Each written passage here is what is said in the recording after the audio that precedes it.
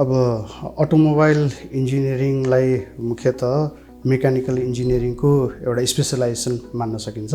अब यसको अब्जेक्टिभ भनेको सम्पूर्ण प्रकारको सवारी साधनहरूको मर्मत भन्दा पनि अनुसन्धान, त्यसपछि गएर त्यसको निर्माण लगायतको व्यावसायिकता र व्यापारसँग सम्बन्धित सम्पूर्ण चिजहरू चाहिँ यो कोर्सले प्राविधिक हिसाबले समेट्ने गरेको छ। कोर्स स्ट्रक्चरको कुरा गर्दाखेरि फर्स्ट इयर सम्पूर्ण इन्जिनियरिङ विधाको लागि कमन नै हुन्छ।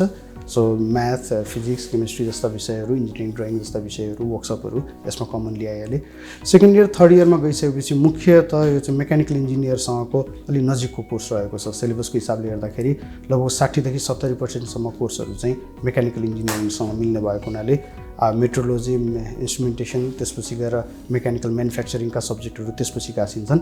अनि त्यो सँगसँगै प्यारलली थर्ड इयर पछिबाट चाहिँ हामी अटोमोबाइलको कोर सब्जेक्टहरू, अटोमोबाइलको डिजाइनहरू, त्यसपछि गएर भेहिकल डाइनामिक्स जस्ता विषयहरू, कोर अटोमोबाइल कम्पोनेन्टका चिजहरूमा र त्यसपछि अब अलिकति यो माटो सुहाउँदो हिसाबले हामीले सर्भिस म्यानेजमेन्ट जस्ता विषयहरू जुन चाहिँ यहाँको नेपालको मार्केटलाई चाहिँ एकदम सुहाउँदो खालको कोर्सहरू, सँगसँगै अहिले इमर्जिङ भइरहेको चाहिँ टेक्नोलोजी, इलेक्ट्रिक भेहिकल टेक्नोलोजीलाई पनि समेट्ने गरी चाहिँ यो कोर्स चाहिँ डिजाइन भएको छ।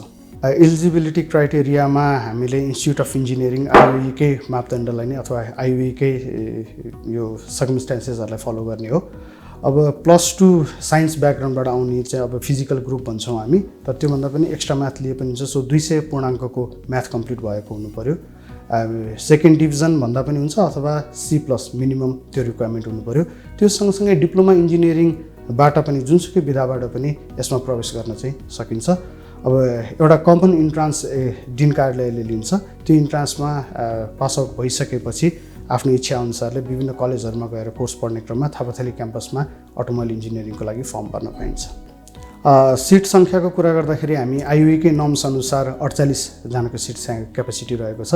यसमा नियमित अथवा रेगुलर विद्यार्थी भनेर 12 जना रहन्छन्, जुन चाहिँ अब नेपाल सरकारको एक किसिमको अनुदान जस्तो सस्तो दर रेटमा त्यो शिक्षा 12 जनालाई भनेको 25%लाई चाहिँ त्यो शिक्षा प्रोभाइड हुन्छ, जसमा चाहिँ लगभग 4600 चाहिँ सेमिस्टर फी पर्न आउँछ भने फुल फी जुन पनि अब प्राइभेट कलेजको तुलनामा हेर्दाखेरि अझै पनि त्यो स्कलरसिपै जस्तो नै हुन आउँछ, तर त्यसमा चाहिँ 35,025 रुपियाँ प्रति सेमिस्टर फी हुन आउँछ।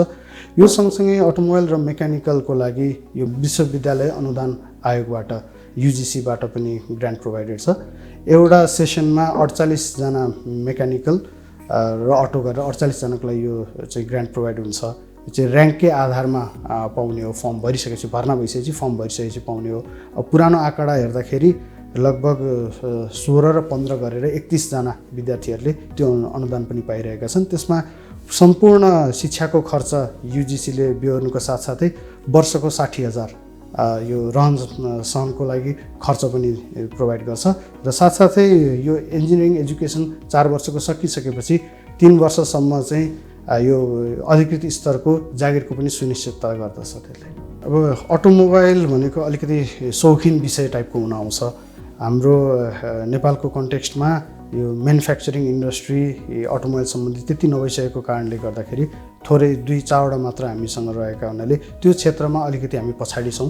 तर सर्भिसको लागि यो रिपेयर एन्ड मेन्टेनेन्सका चिजहरूमा, अनुसन्धानमा चाहिँ हाम्रो एक हिसाबको चाहिँ राम्रो फिल्ड रहेको छ। मेनली अथराइज डिस्ट्रिब्युटरहरू र यो बिजनेस हाउसहरूकोमा चाहिँ सर्भिस इन्डस्ट्रीमा चाहिँ प्रायः विद्यार्थी जाने गरेका छन्।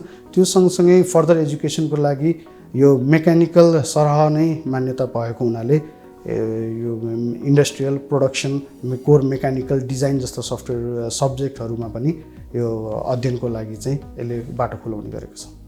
यो फिल्डको फर्दर एजुकेसन भनेको एउटा त कोर अटोमोबाइलकै सेक्टर रह्यो। आजभोलि अटोमोबाइलमा यो mechanical as well as electronics आउनु भएको हुनाले मेकाट्रोनिक्स सेक्टरलाई पनि अँगाल्न सजिलो हुने गरी यसको कोर्स डिजाइन भएको छ। अटोमोबाइलको आफ्नो मेकाट्रोनिक्स सेक्टर सँगसँगै कोर मेकानिकलमा पनि हामीले जस्तो यो विषयमा 60 देखि 70% सब्जेक्ट सिलेबस चाहिँ मेकानिकलसँग मिल्ने भएको हुनाले त्यो हिसाबको पनि मान्यता पाएको छ। त्यसमा पनि यसको फर्दर एजुकेसन मास्टर्स जान सक्छ। अरू भन्दा पनि हामीसँग थापाथली क्याम्पसमै पनि मेकानिकल डिजाइन एन्ड म्यानुफ्याक्चरिङ भनेर जुन विषय छ मास्टर्स, त्यसको लागि पनि यो कोर्सले एलिजिबिलिटी चाहिँ प्रोभाइड गर्दछ। थापाथली क्याम्पसमा 2043 सालबाट डिप्लोमा अटोमोबाइल, डिप्लोमा मेकानिकल सुरु भएको हो। सो नेपालको कन्टेक्स्टमा हेर्दाखेरि अटोमोबाइल मेकानिकल फिल्डमा ठुलो लेगेसी थापाथली क्याम्पसले बोकेको छ र त्यहीलाई नै अपग्रेड गराएर ब्याचलर्स प्रोग्राम ल्याइएको हुँदाखेरि यसको फिल्ड इम्प्याक्ट थापाथली क्याम्पसको अटोमोबाइल भनिसकेपछि पर्ने फिल्ड इम्प्याक्ट अलिकति गहन रहेको छ। त्यो सँगसँगै अटोमोबाइल इन्जिनियरिङ थापाथली क्याम्पसमा अध्ययन गर्दाखेरि एक हिसाबले त आर्थिक हिसाबले नै त्रिभुवन युनिभर्सिटीको आङ्गिक क्याम्पस, आइयुईको आङ्गिक क्याम्पस भइसकेपछि त्यसको पनि एउटा एडभान्टेज चाहिँ थापाथली क्याम्पसमा पढ्दाखेरि रहन्छ। यसमा अटोमोबाइल इन्जिनियरिङ एक हिसाबले यो पोस्ट सब्जेक्ट भन्छौँ हामी, अलिकति शौखिन विषय। त्यो भइसकेपछि यसमा टेबल वर्क जस्ता चिजहरू पनि अहिले नेपालको कन्टेक्स्टमा रहन्छन् भने हात कालो बनाउने यो मेकानिकल कामहरू भनौँ न अलिकति फिल्ड वर्कहरू जस्तो पनि रहन्छ। सो अलिकति त्यो सौख भएको हिसाबले भनौँ, एउटा विद्यार्थीमै इन्ट्रेस्ट भएको हिसाबले पढ्न आइयो भने चाहिँ एकदमै त्यो अध्ययन अध्यापनको यो रोल चाहिँ एकदम राम्रो जाने गर्दछ। त्यो सँगसँगै अब ऱ्याङ्कमा आफू इन्ट्रान्सदेखि नै अलिकति अगाडि बढिएको छ भने यो स्कलरसिपहरू पाउन ओर्नको लागि पनि र त्यसपछि जब प्लेसमेन्टहरूको लागि पनि धेरै सहजता चाहिँ यसले दिन्छ।